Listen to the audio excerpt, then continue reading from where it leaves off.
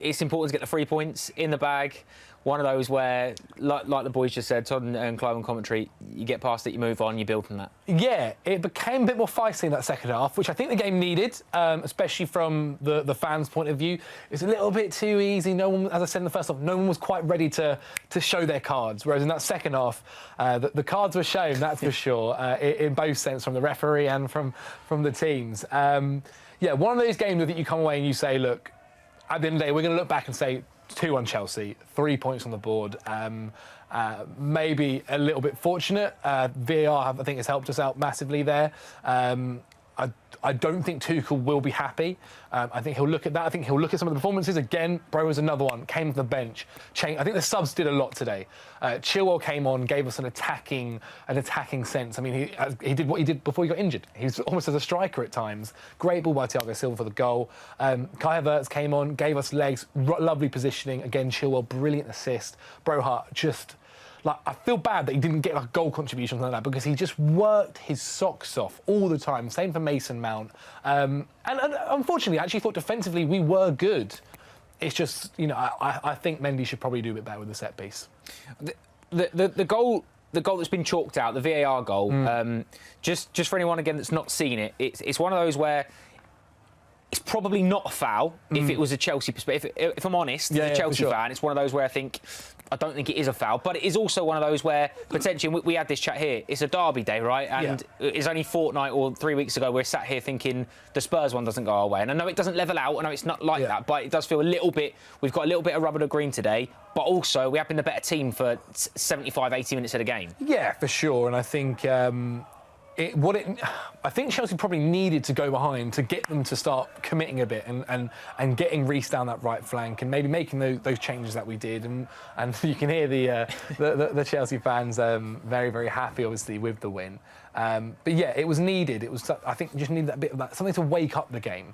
And it happened. And within the space of 30 minutes, we had a lot of stuff happen. And I think, it took maybe a game that was becoming a little bit dull, a little bit boring, into something that was, we've spoken about all week. Let's talk about that, because obviously Chelsea went behind early on in the second half-ish. Still plenty of time in the game to play, but it's one of those where you don't want to have to come from behind a lot, but it shows a lot as well. The character within the squad, the manager will like the reaction from the team, because maybe it did take that for us to maybe get a little nudge that we needed, but then the response was brilliant. Yeah, mentally, that was really strong for Chelsea today. To come from a losing position, there's been a few times, obviously, like they were losing against Southampton, didn't quite manage to make it. And so, it was nice to see them take the position that they were in and not just say, maybe have their heads down and go, OK, well, what are we going to do now? And pushed on forward. And they managed to go out and grind a result. And, they might have had a bit of the rub of the green. But I think to look back on that performance and say, you know what, 3 points in the bag, move on to the Champions League, have a solid performance there. Maybe that's where Broho starts and can get some minutes under his legs, and then obviously Fulham on the weekend. You're absolutely right, because the difference in narrative between if Chelsea wouldn't have got a result today, and then all of a sudden you're talking about the transfer window, getting players in to try and fix a problem, then 2 defeats on the spin, but all of a sudden you show that character. You've got players coming in to add to the squad. You've got a Champions League game in the week as well, which is, absolutely not looking past it, because Dinamo Zagreb are a good side, but a game in which Chelsea will go into expected to get something from it. Then all of a sudden you're looking at a good window, 2 back-to-back good results, Fulham next weekend as well. And all of a sudden you can be looking at getting on a roll. We spoke about this last year, getting on a roll when you've got a run of games where you need to put points on the board. It almost feels like today is one of those where things have gone your way, brilliant, this is the start now. This is what you needed, as a little bit of a confidence boost. Yeah, football is a very reactionary sport. One week things are going really, really bad, and how are you ever going to get out of this mess? And then, a week later, you guys are the best team in the league. I think that's what football can be. And getting a win like this, having a comfortable win in the Champions League, and then winning on the weekend, everyone goes, oh, they've won 3 on the bounce. That's how it looks. Good today as well. Like Thomas Tuchel has never lost 2 games in a row, so great as well. That didn't happen today.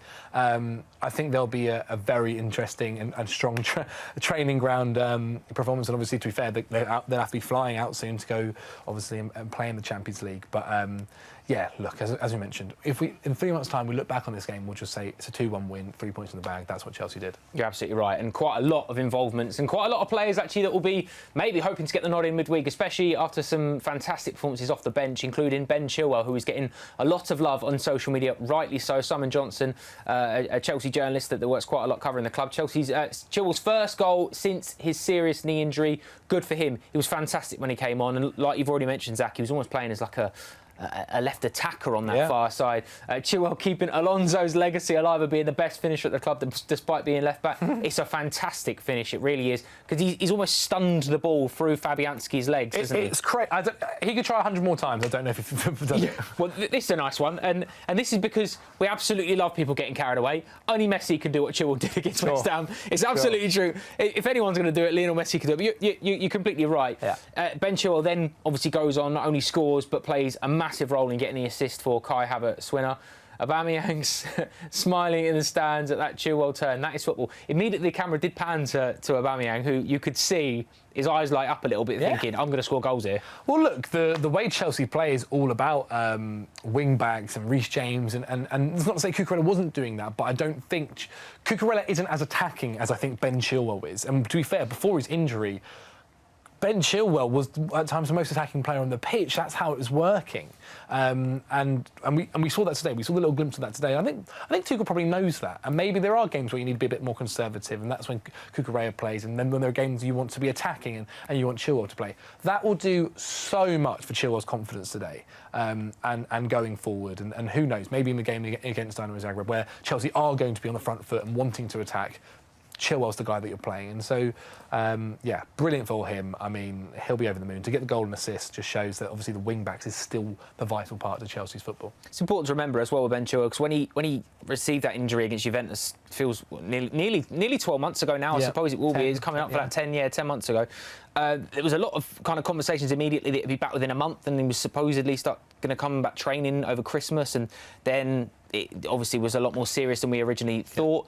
Back in the squad towards the end of last season, but this is still an injury that's going to take time to come back from. You know, he still has to be built into that. 100%. And to come on today, and like you've already said, the confidence that he'll receive from not only playing a huge part in getting a goal his first on return, but the fundamentals of getting the assist, being that attacking presence down the left-hand side and having such an impact on the game and turning in Chelsea's favour, that'd be fantastic for him. Oh, huge. I think people forget that not a million years ago that these kind of injuries will be career enders. They you know, with obviously the way medical advancement technology has advanced, you can now come back from it pretty well and be okay. But they do still take a lot of time, and to get yourself back to full fitness, and you only have to look at people like hudson-odoi and Ruben Loftus-Cheek. It takes time, and then there's also the mental block of being like, okay, well, if I get crunched or if I get this happen, you know, am I going to be okay, or will I be injured again? What's going to happen there?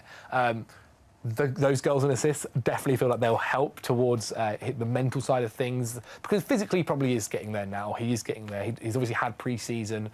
His match fitness, the more he plays, obviously will grow. But now it's all about the mental side, and getting a goal and assist today, vital as well in a derby, and being the deciders, that'll do the world for him. Absolutely right. When you watch the highlights a little bit later on the fifth stand-up, you'll notice when the Kai Havertz goal goes in as well, just in the corner of your picture, down in the right-hand corner, you see Wesley Fofana celebrate by dropping to his knees. Fantastic performance from him on his debut. Drove us forward, did everything right defensively as well.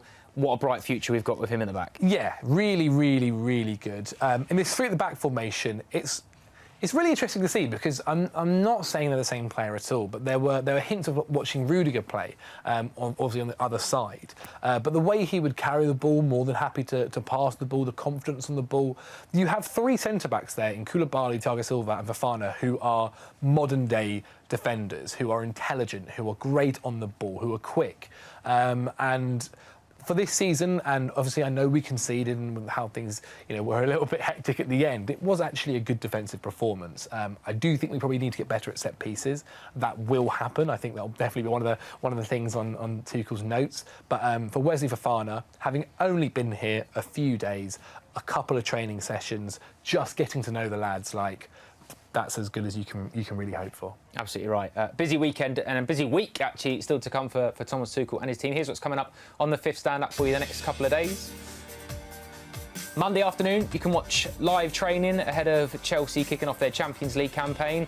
Then straight after that, press conference, Thomas Tuchel speaking to the media. And 5:15 on Tuesday evening, Chelsea in Croatia to face Dinamo Zagreb. Let's have a little chat about that then, Zach, because it's a good group. Zagreb, Salzburg and AC Milan.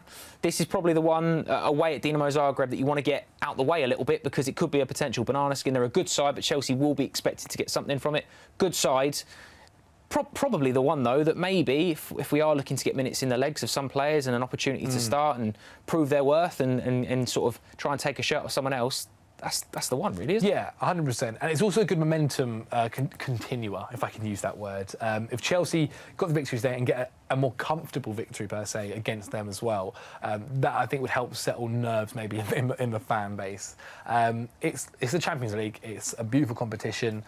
It's something that I think, obviously, only a couple of years ago we went all the way, and what an amazing time it was. But also, with the Champions League, anything can happen. Any team can beat anyone, whether you're one of the big dogs or one of the guys that are just making your first couple of games in the Champions League. It's a time where new players who've never played in the Champions League get to experience it for the first time and can make their name. You're right. If he is starting, say, a Broha or a Gallagher, whatever it might be, and they have a solid time, they can really make their name and put a solid foot down for starting for the Premier League. And you know where the final is? Istanbul. Still got an Airbnb voucher from a couple of years ago. And it's on my birthday as well. Signs. Absolutely love it. Make sure you join us for that on Tuesday evening. Thank you very much for watching. Derby days at the Bridge. We always knew London is blue.